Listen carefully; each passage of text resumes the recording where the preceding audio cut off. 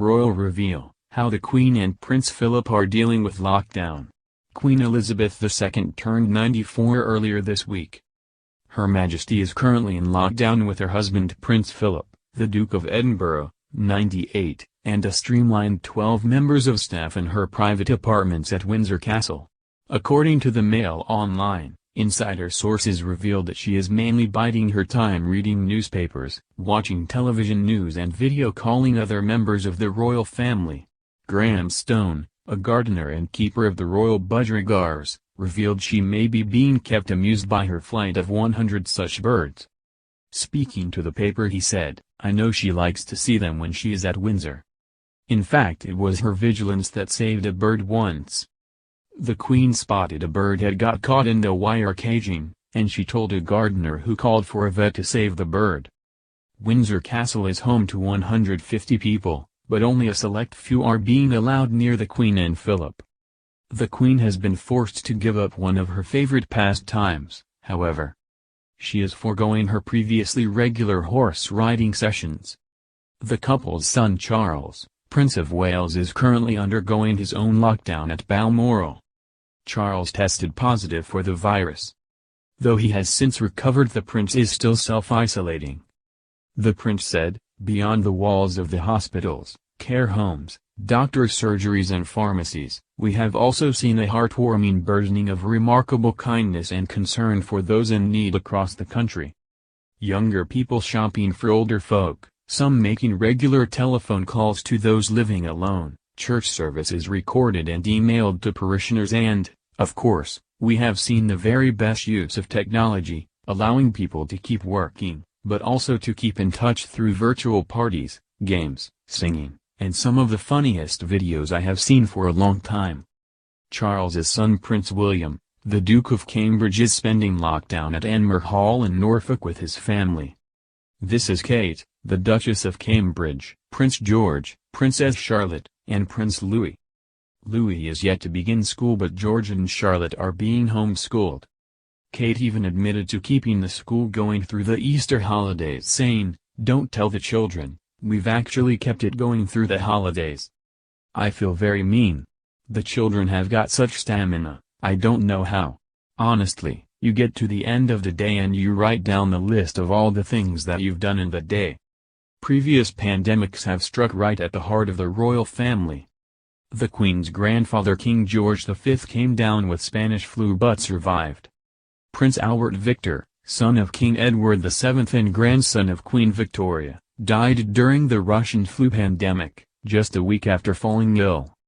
Queen Mary II was one of many European monarchs to lose their lives to smallpox in 1694. The illness also struck down King Louis I of Spain in 1724, Tsar Peter II of Russia in 1730 and King Louis XV of France in 1774. The Queen's life in lockdown. Her Majesty, 94, has been cloistered in her private apartments at Windsor with fewer than 20 staff, has had to give up horse riding, but still avidly watches the news. The Queen is living in her private apartments at Windsor Castle with around a dozen members of staff wait on her during lockdown, it has been revealed. Queen Elizabeth, 94, has been isolating with Prince Philip, 98, since March 19, despite her husband usually preferring to spend his time at Wood Farm on their Sandringham estate in Norfolk. And she has had to leave her much-loved horses in their stables while the UK tackles the coronavirus pandemic, The Times reported. No one outside a very small group is allowed access to Upper Ward, the quadrangle which houses the state and private apartments, and the Queen has been passing the time by keeping up to date with the latest news. She has been spending time at her desk, reading newspapers, catching up with family over video messenger, and is an avid viewer of television news, according to someone placed close to her inner circle. Another pastime likely to keep her amused during lockdown is her budgerigars, which has grown from 2 free-flying Liberty budgies, gifted to her in the 1930s, to a flight of more than 100 birds. Graham Stone, the gardener and keeper of the royal budgerigars, revealed the Queen was fascinated by them and even once saved a bird's life. "I know she likes to see them when she is at Windsor," he said.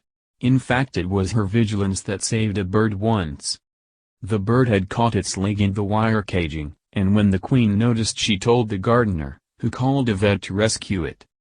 Despite being home to 150 people, including staff and the Military Knights of Windsor, retired military officers given a pension and a home in the castle, the Queen is being successfully kept away from others. She has been spending lockdown with her husband to ensure the pair receive the best possible care should any health issues arise. And the newspaper's source revealed the Queen and the Duke of Edinburgh get on well, and always enjoy each other's company, catching up with regular phone calls even while spending time apart. But she will be missing her head groom Terry Pendry, as she forgoes her once regular horse rides. Official figures showed another 768 people in UK hospitals have died of coronavirus, taking the death toll to 19,506 yesterday. Meanwhile, the Queen's son, Prince Charles, has been in lockdown at his home on the Balmoral estate in Scotland. The Prince of Wales has praised the viral videos shared by Britons to help boost the country's morale amid the coronavirus crisis. The royal revealed he had entertained himself during his time in lockdown by watching some of the funniest videos he had ever seen and praised their creators for lifting the spirits of the nation. Sharing his thoughts in the latest edition of Country Life magazine, the future king wrote, "Beyond the walls of the hospitals, care homes, doctors' surgeries and pharmacies, we have also seen a heartwarming burgeoning of remarkable kindness and concern for those in need across the country.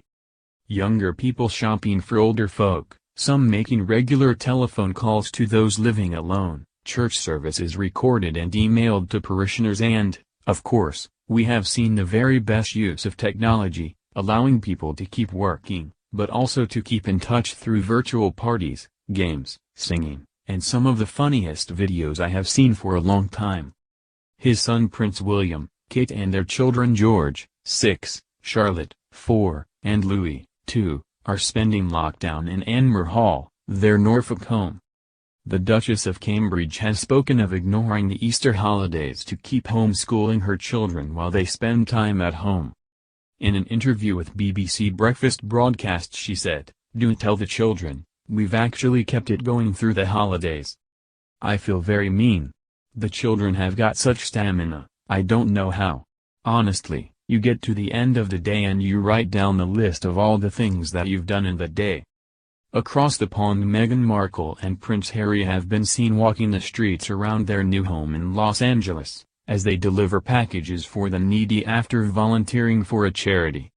The couple were linking arms and holding hands as they delivered packages to residents from the back of their $35,000 Cadillac XT5.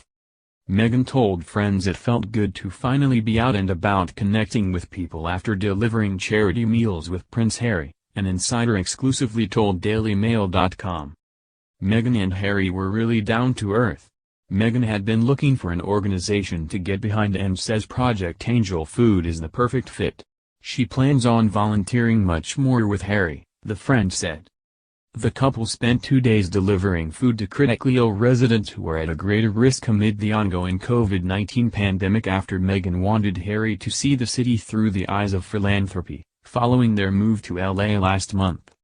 They went under the radar in dressed-down clothes while delivering meals to 20 people. And in a spirited television address, the Queen did her part to comfort the nation earlier this month. On April 6, more than 23.3 million people watched the Queen's inspirational and galvanizing coronavirus TV address to the nation.